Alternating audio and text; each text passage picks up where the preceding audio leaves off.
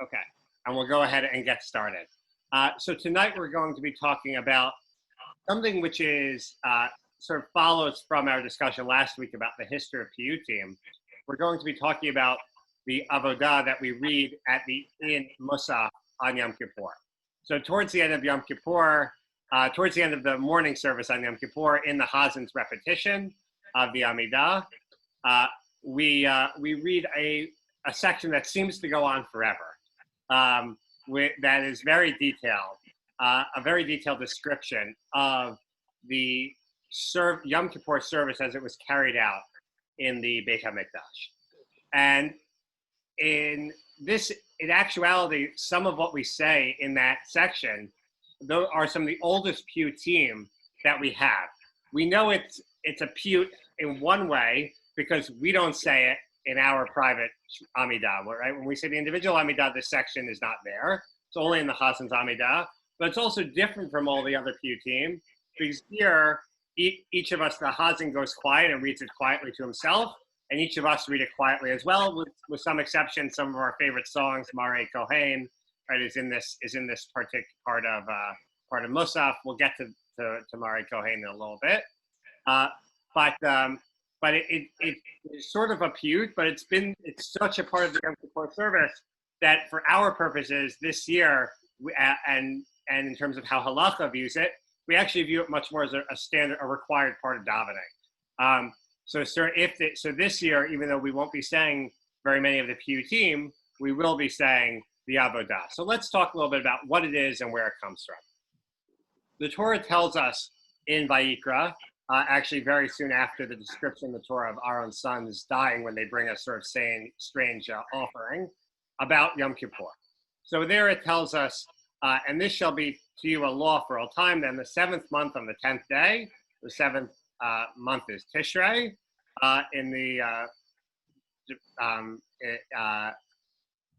because the year actually starts earlier according to some counts, but the 7th month is Tishrei. So in the 7th month, on the 10th day of the month, the 10th of Tishrei, which is Yom Kippur, you shall practice self-denial. That's the main mitzvah of Yom Kippur. Also, if you can do nothing else, if you can't come to shul, you can't daven. If you were able to fast, that is and if you're not allowed to fast medically, if you afflict yourself in other ways by not bathing, by not wearing leather, there are different there are 5 categories of how we afflict ourselves. Five categories of how we afflict ourselves. If you're able to do that, then you have fulfilled the main mitzvah of Yom Kippur. That's more important than coming to shul, than davening, than anything else. In the way that shofar is the main mitzvah of Rosh Hashanah. And you shall do no manner of work, neither the citizen nor the alien who resides among you. For on this day atonement shall be made for you to cleanse you of all your sins. You shall be clean before the Lord. The priest who has been anointed and ordained to serve as a priest in the place of his father shall make expiation. He shall put on linen vestments, the sackcloth vestments. So the Torah tells us here that on the 10th of Tishrei, that's the day of atonement. The main mitzvah is to afflict ourselves through fasting and other ways. And that the priest, the Kohen Gadol, the high priest, is going to go in and he's going to put on garments that he only wears on Yom Kippur. And he's going to go into the Kodesh HaKadoshim, the Holy of Holies, and he is going to achieve a kapara atonement for the Jewish people. And the process, the rituals that went on in the Beit HaMikdash, in the temple in Jerusalem on Yom Kippur, were very intricate and detailed and lengthy. The Torah describes them at the beginning of the 16th parak in Vayikra. We'll just read sort of an excerpt that I have of what I think is, and what is generally seen as the sort of climactic part of it. So thus, Aaron shall enter into the shrine with a bull of the herd for a sin offering and a ram for a burnt offering. He'll be dressed in his linen tunic with linen breeches next to his flesh, and he'll be girt with a linen sash. And he shall wear a linen turban. They are sackcloth vestments. He shall bathe his body in water and put them on. Interestingly, there's a custom, of course, that men wear kittel, a white garment, on Yom Kippur, and some people are particular that the kittel should be linen also, probably harkening back to this. Your normal kittel you buy today probably is polyester, but some people still make sure they have a linen kittel. And from the Israel community, he shall take 2 goats for a sin offering and a ram for a burnt offering. So Aaron, who was the Kohen Gadol, is to offer his own bull as a sin offering to make an expiation for himself and for his household. And then he takes the 2 goats and lets them stand before the Lord at the entrance to the tent of meeting, and he shall place lots upon them. And this ritual is the climactic moment, I think, of Yom Kippur as it was practiced in the Beit HaMikdash, at least in terms of what was publicly seen.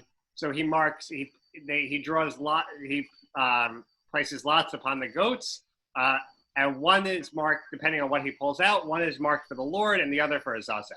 And he'll bring forward the goat designated by lot for the Lord, which is to offer as a sin offering. Well, the goat designated by lot for Azazel shall be left standing alive before the Lord to make an expiation with it and to send it off to the wilderness for Azazel.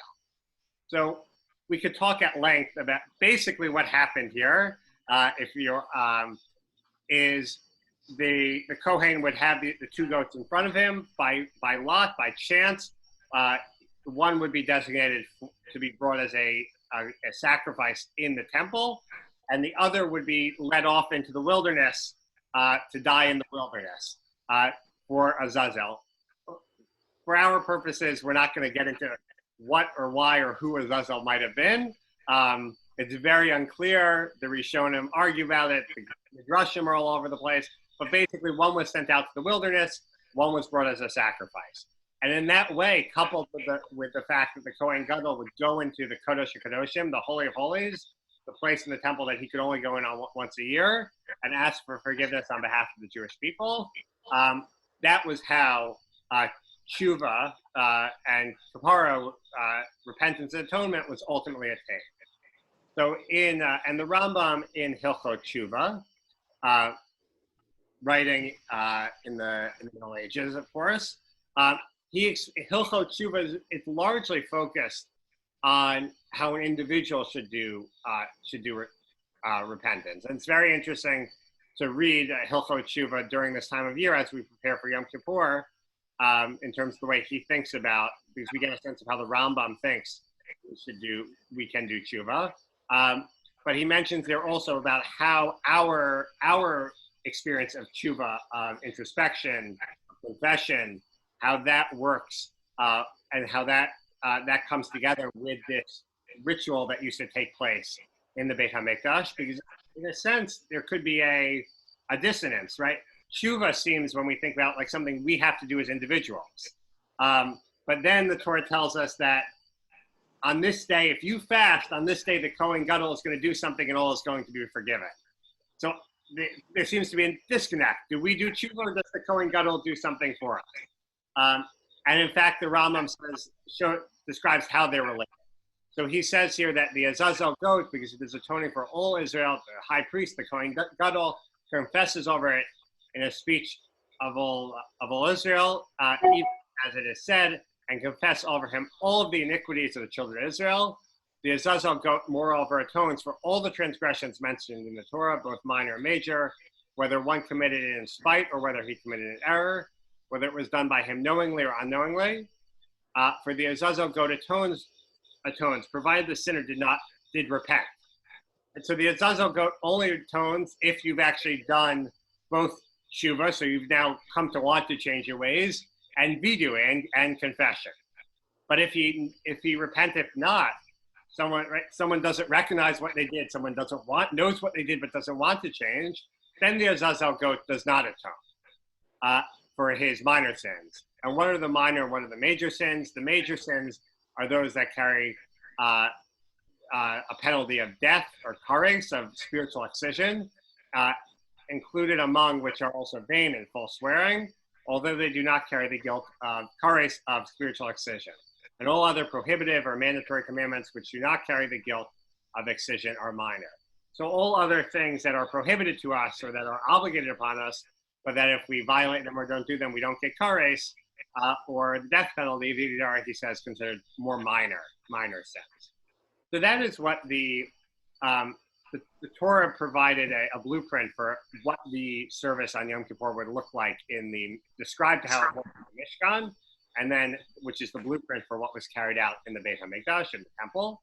And the Rambam points out that this process, the Torah says this is how you're going to be forgiven, but this only works. This is not in lieu of you doing tshuva and having an introspective process of repentance. This is connected to it. It's sort of the last stage, or a collective part of a process that has to start with individuals thinking about what they want to change. Any questions so far? Okay, let's keep going. Yes. Oh, okay. Yes, sir. What are the 5 ways we can't afflict ourselves? Okay, so I want to make sure I get all of them. So first one is fasting, not wearing leather. Then there is not bathing or washing, not anointing oneself, and not having sexual relations. I think that's 5. And so you could do any one of the 5? No, so you're supposed to do all 5. Okay. What some obviously, if for medical reasons you have to do one of them, and generally for most people the issue that comes up is people who have to eat. You should still do the other 4. Got it. Okay. Thank you. Yeah.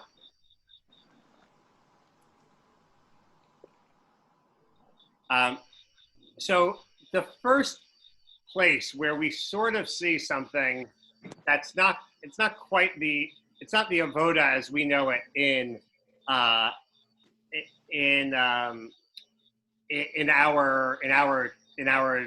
liturgy, in our Machzor, but the Mishnah in Yoma, the Mishnah written was collected in between the beginning of the Common Era and the year 200 of the Common Era.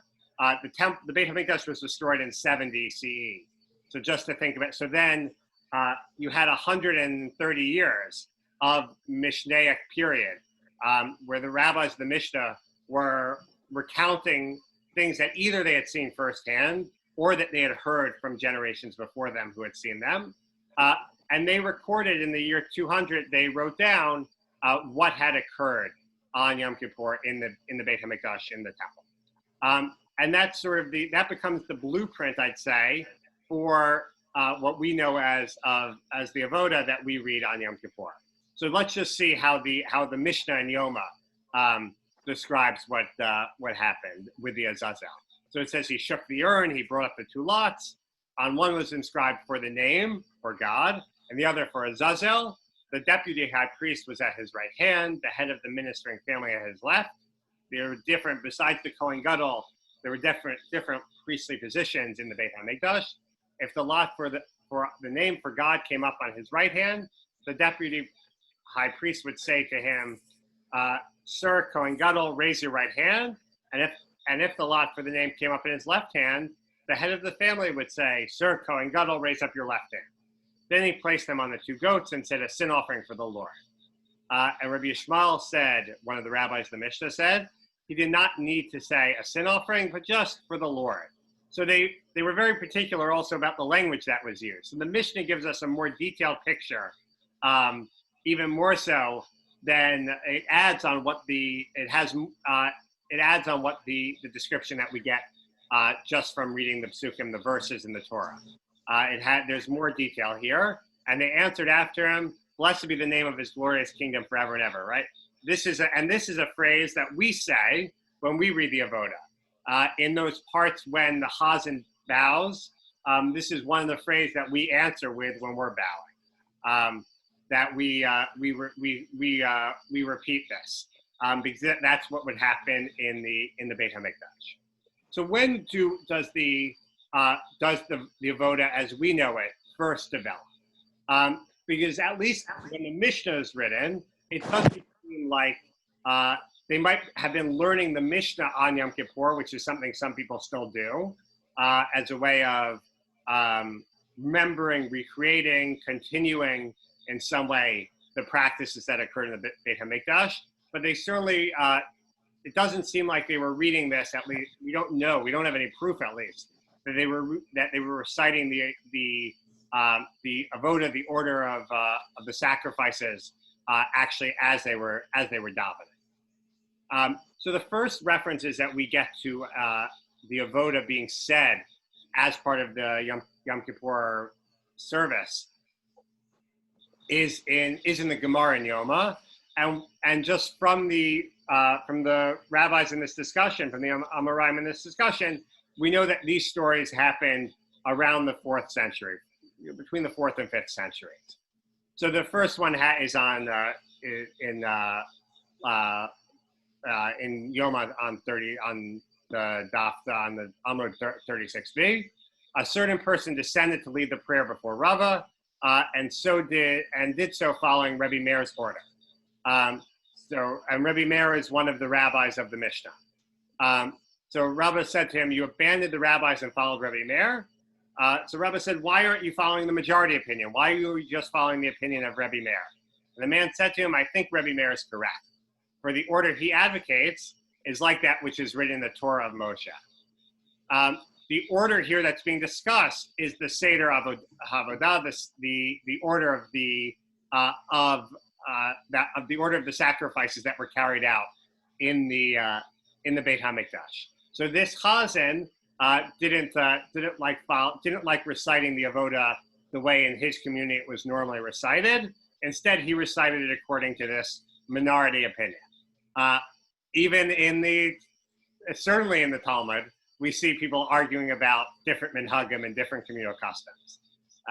So not much has changed in that way. Then a little bit later in Yoma also, there's another mention of this. A certain person descended to lead the prayer before Rava, not Rava, but Rava. He said, the high priest, the Kohen Gadol, went out and put the blood on the second stand in the Beit HaMikdash. If you remember from one of the features of the Avodah that we read on Yom Kippur that I think some people find challenging, and it also makes it feel very distant from the way we relate to God, is that it includes a very detailed description of how the blood was sprayed in the Beit HaMikdash and how many times the Kohen would dip his hand into the blood. Here he said the Kohen Gadol went out and put the blood on the second stand in the temple, and he picked up the blood of the bull and put down the blood of the goat. And Rava said to him, in one case you followed the rules of the rabbis, in another case of Rebbe Yehuda, another rabbi of the Mishnah. Instead, say he put down the blood of the goat and pick up the blood of the bull. So in this case, the Chazan is in one case following. It seems like the objection to what this Chazan is doing is that he's not following one opinion consistently about what happened in the Beit HaMikdash. In one place, he's following the opinion of the majority of the rabbis. In another case, he's following Rebbe Yehuda. But again, we see that around the 4th century, there seems to be this focus on including the Avodah, including a description of what occurred in the Beit HaMikdash on Yom Kippur in our davening. And it's interesting to think about why that might be the case. So there are a couple of reasons why we might want to recite the Avodah on Yom Kippur. I think the first one, and perhaps I think one that is also very much true, and explains why we recite Musaf altogether. Musaf is recited when we recite Musaf. On any time we recite Musaf, whether it's Yom Kippur or Shabbat, this additional prayer includes a description of the sacrifice that would have been brought in the Beit HaMikdash on those days. So let's see why the Gemara suggests maybe that we do it. This is a midrash, a Gadata that appears in Masechet Tanit. So there it says, Avraham said to the Holy One, blessed be He, Master of the universe, heaven forfend that the Jewish people might sin before you, and you may do to them what you did to the generation of the flood and the generation of the Tower of Babel. So Avraham is worried. Avraham's arguing with God, or not arguing with God. He has a concern. He says, what if you get the Jewish people sin, and you get so angry at them, you say, I'm just going to wipe them out. And God says, no, Avraham, don't worry. And Avraham says, but Master of the universe, how will I know? And God said, take me a heifer, of 3 years old that would be brought as a sacrifice. So God sort of teaches Abraham about sacrifices as a way of showing him that even if God gets very angry at us, we'll always be able to be forgiven by bringing a sacrifice. And Abraham says to him, Master of the universe, this holds well while the Beit HaMikdash is standing. But when the Beit HaMikdash is no longer standing, what will become of them? We can't bring, the Jewish people won't be able to bring sacrifices if there's not a temple anymore. So here, it seems like Abraham knows what's going to happen, that we'll lose the temple at some point. And God responded, I have already long ago provided for them in the Torah, the order of the sacrifices, and whenever they read it, I will deem it as if they have offered them before me. I will grant them pardon for all their iniquities. And there's a concept that reading the korbanot, reading the sacrifices, reading the description of the korbanot, fulfills our obligation and achieves the same thing. So the first reason we read the Avodah on Yom Kippur is that we can't actually carry it out. We don't have a Beit HaMikdash, but we achieve it. We reach the same ends by reading that detailed description. And we're going to see, though, there might be a couple of other reasons also that come into play. So if you look in your Machzor on Yom Kippur, you'll notice so that there's a lot more there besides just the description in the Torah. There are basically the description of what happens in the Beit HaMikdash is surrounded and sort of inlaid in I think that's a word, embedded. That's a better word, embedded into piyutim. And there are different customs about about the piyut that is read for the Avodah. So we read Ata Konontanta Olam Merosh, and that's the Bardic Nusach and the Hasidish Nusach, which is also our Nusach. Nusach Svard is a Hasidish Nusach originally, and Nusach Ashkenaz, which is what many other shuls use. So in Cleveland, right, this is what Beechwood Kehillah and Young Israel would use. And this is what I was using before I came to Cleveland. They read Amitz Koach. So actually, the Sephardic Nusach and the Hasidish Nusach, the one that we use, that is actually the older custom. So that dates to the 4th or 5th century. It was written by one of the first Paitanim. We talked about Paitanim last week, the liturgical poets who wrote Piyutim, Yossi ben Yossi. He is one of the first Paitanim whose name we know. And then the Amitz Koach, though, is written much later. It's written in the Middle Ages by Rabbi Meshulam ben Talamis. He lived 950 to 1020. You see the dates in front of you in Germany. And Amitz Koach, though, gets accepted widely in Germany, and that's why Nusach Ashkenaz uses that Nusach, uses that version. One of the interesting things, though, about the Avodah is the way in which the Kohanim are portrayed in it. So there are, if you think back to the Avodah, it describes what happens, what's carried out, how the sacrifice would go. And then towards the end of it, we sing this song. We sing Mare Kohen. Emet Man Hadar Haya Kohen Gadol. I can't carry a tune, so I won't keep going. We sing this song that is all about how incredible this moment was. And not just how incredible this moment was, let's just look at the first stanza in English. How truly glorious was the Kohen Gadol, the high priest, as he left the Kodesh HaKadoshim, the Holy of Holies, peacefully, unharmed. There was always the Kodesh HaKadoshim was a place where if you were impure, you would be killed. And there was always, the Gemara says that there were sometimes, there were times when a Kohen Gadol would go in and he would have to be pulled out. And in fact, they would have a backup Kohen Gadol just in case the Kohen Gadol sort of didn't make it and someone else had to go in to finish the job. So going out peacefully from the Kohen Gadol, going from the Kodesh HaKadoshim, going out successfully was an achievement. And this whole song is about how incredible the Kohen Gadol looked and was, and how amazing that moment was. And it's striking because, in fact,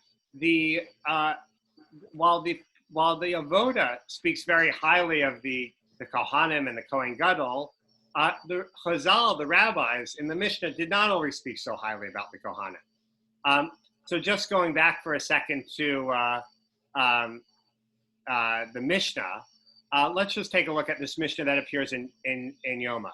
So it says, and these they mentioned to their shame. Those of the house of Garmu did not want to teach anything about the showbread, and those of the house of Tinas did not teach anything about the preparation of incense. Hergos Levi knew a chapter concerning the song, but did not want to teach it. And Ben Kamtsar did not want to teach anyone his writing. Concerning the former, it is said, the memory of the righteous shall be for a blessing. Concerning the others, but the name of the wicked shall rot. So what this Mishnah, the families that this Mishnah is talking about, are families of Kohanim who did not want to fulfill their duties properly or didn't want to share their secrets. And because of that, Torah was lost. The recipe for the bread that was brought in the Beit HaMikdash was lost. The way in which the incense prepared was lost. The rabbis of the Mishnah did not always have and the rabbis of the Gemara did not always have a particularly high opinion of the Kohanim. Some Kohanim, they said, were righteous and did what they were supposed to do. But if you look at at Chazal, the rabbis of the Talmud's description of preparing the Kohen Gadol for Yom Kippur, they were very worried. They were worried that the Kohen Gadol might not be righteous enough to carry out his duties properly, or that he might purposely subvert them in some way. And none of those concerns are at all evident, especially in the descriptions that we have. Even the description by Yossi ben Yossi, which dates the 4th century, which is the same time as the rabbis of the Talmud. None of those concerns about what the Kohanim might have done, or are at all evident in the Avodah. And perhaps that's just because the Avodah, everyone knew that the Avodah was going to be used liturgically. Yossi ben Yossi wanted people to be uplifted. He didn't want to get into the politics and the disagreements and the concerns that Chazal sometimes had about the Kohen Gadol. But I actually think there might be something else going on here also. So we have a little more time for this. I'm going to make this bigger so that we can read it. This is as I was preparing this, I started reading a little bit about the academic literature on the Avodah. So as I expand this, I don't know if anyone has any questions so far.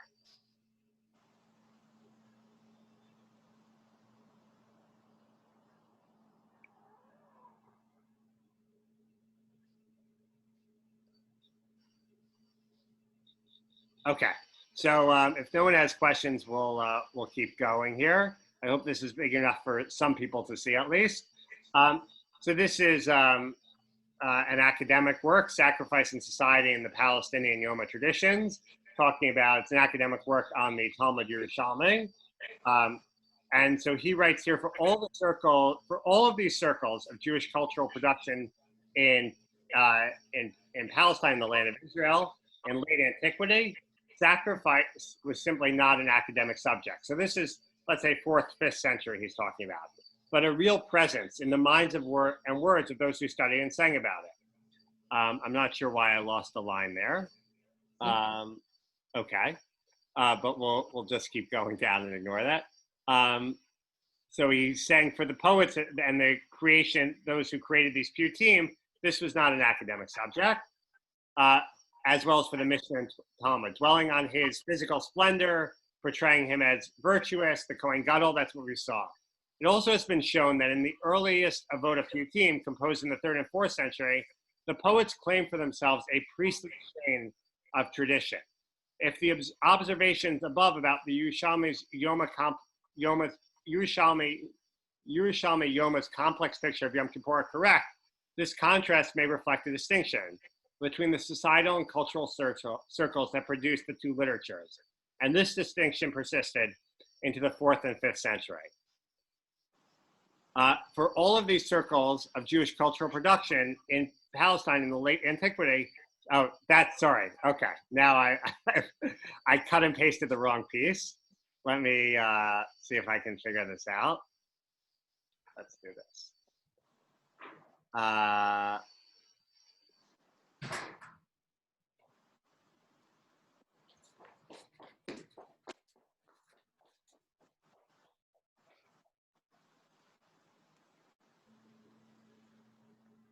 Okay, I think somehow I missed. I copied and pasted the wrong piece. So we'll just ignore that. But basically, what he's suggesting here, I wish I could show you inside, is that basically the rabbis of the Talmud of the 4th and 5th century in the Talmud, and the writers of the Avodah, of which, and there were many different versions that were produced in the 3rd, 4th, and 5th century. We happen to use one of them. We're basically working off of a similar tradition, and perhaps even the same template.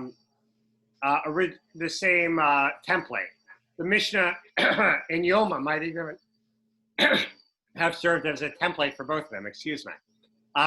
But then they depart, and that the authors of the Piyutim were themselves Kohanim, who were interested in sort of describing themselves or describing their families, not themselves personally, but describing their families in a positive light, and maybe even a better light than the rabbis of the Talmud would describe them.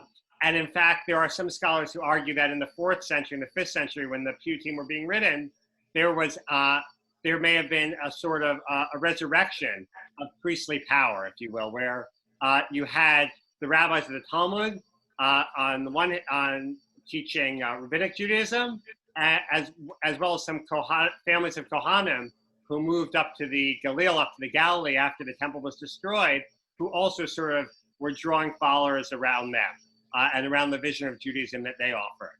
And it's possible that these Piyutim were originally written by some of these, by people connected to these families of the Kohanim who were living in the Galilee. We don't know if that's true or not. And in fact, some scholars argue the opposite. They argue that the reason why in the 4th and 5th century, we see in the Gemara that now they're reading the Avodah on Yom Kippur as part of davening, is because now the Kohanim are no longer at all a threat to the authority of the rabbis. They're no longer challenging rabbinic authority. And in fact, you have Kohanim who are rabbis in the Talmud. So now it's sort of safe to talk more about the role of the Kohanim in the Beit HaMikdash, because they're not a threat and they're not trying to subvert anything.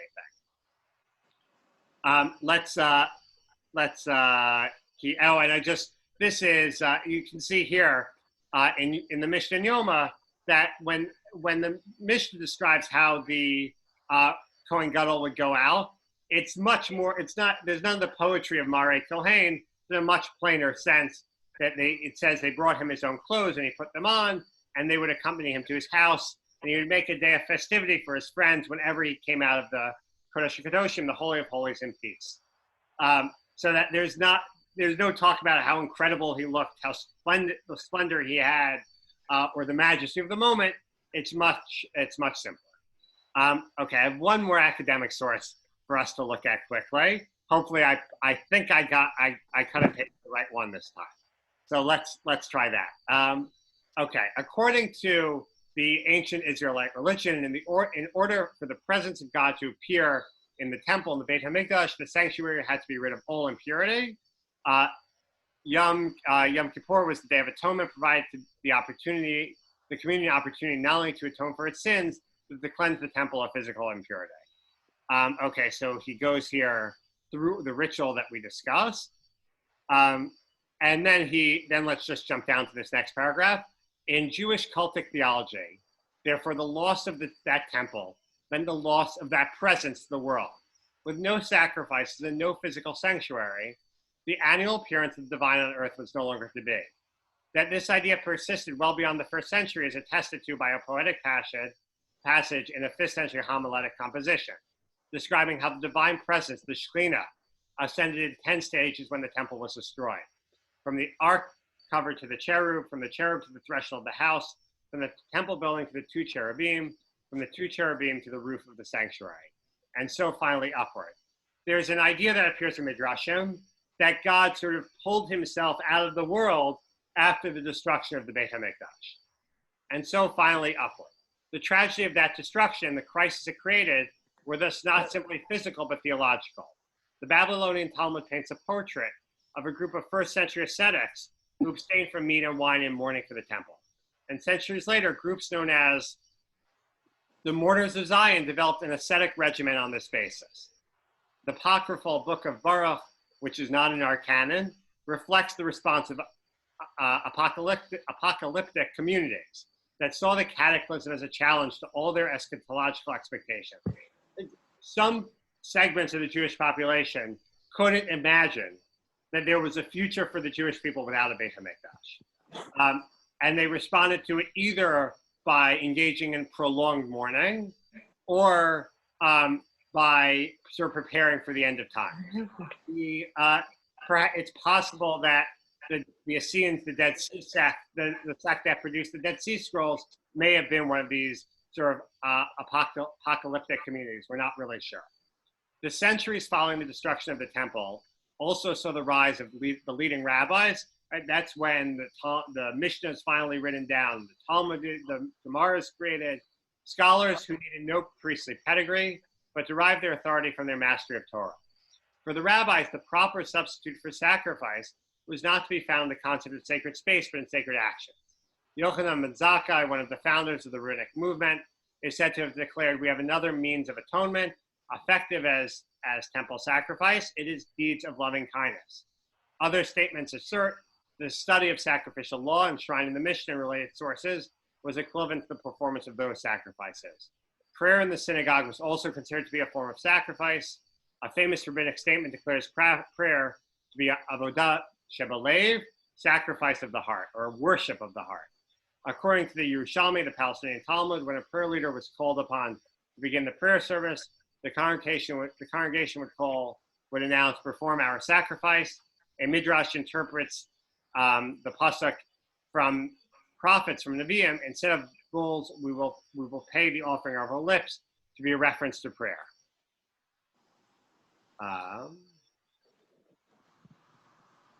Okay. I think somehow something else I had got cut off. My cut and paste skills were a little bit off tonight. I apologize. But basically, the sense I wanted to give you here from those two sources, and I'm sorry we couldn't quite see them inside the way I imagined, is that after the destruction of the Beit HaMikdash, the Jewish people and leaders of the Jewish people were grasping for what to do. The rabbis have the tradition from Moshe of Torah Sheba'al Peh, and they create, based on Torah Sheba'al Peh, the oral Torah, a framework for us to continue. A way in which, by reciting this, what occurred in the Beit HaMikdash, that becomes that stands in lieu of our sacrifices. There were other people who said, we can't go on. If I can't be in the Beit HaMikdash, if I can't be in the temple, I can't continue. I can't continue to relate to God. I can't imagine God is there for me. And some of them joined these ascetic communities and sort of prayed and fasted in the hopes that the end of time would come. And the Kohanim, many of the Kohanim who survived went up to the Galil and tried to sort of create a center of power amongst themselves, where they prepared and they waited for the time they hoped when the Beit HaMikdash would be rebuilt. and it's possible that some of the PU team that we have actually go back and connect to those communities of Kohanim. But we see in this moment that the Jewish people are grasping for where to go, and that for some segments, the fact that it's easy for us, it seems obvious that prayer would replace sacrifice. But if we think about the fact that for some people, if you're not in shul, or if you're not in your makom kavua, if you're not in the place where you sat, and for some people, sometimes it's the place where they sat with family members, that it's very hard to relate to God, that prayer is very challenging.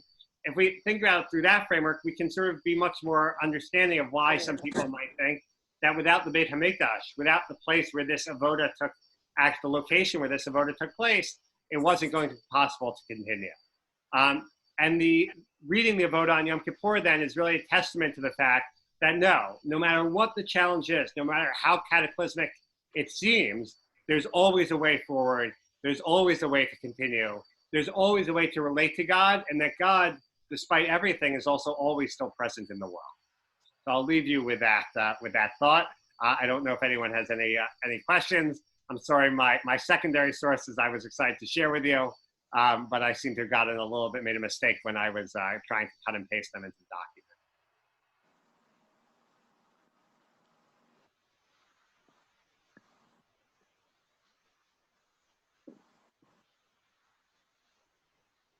Okay, so if there are no questions, I see Archie reaching towards the computer, but I don't know if that's a question or not coming. No, okay. So just a couple reminders. If you are planning on coming for services on the high holidays, and it would be wonderful to see you in person. I know not everyone's comfortable, but it would be wonderful to see you in person. Please send in your ticket form if you haven't done that yet. If you're not going to be with us, we will have shofar blowing at the shul in the parking lot for those who don't attend services at 5:30 on the second day of Rosh Hashanah. That will just be shofar blowing. It will be very socially distant. If you would like us, if you don't feel comfortable leaving your house, please let me know and I can try to arrange someone to come and blow shofar for you on your lawn also. And if you're going to be home, I'll also be sending out guidelines for davening for the high holidays at home this year. So that probably will go out the beginning of next week. So look for that on Monday or Tuesday. That's great. Thank you. Thank you, Rabbi. Thank you, Rabbi. Okay. Thank you. I'm going to sign off. It was good to see everyone. Have a good night. Nice to meet you. Stay well. Thank you. You too. Good night.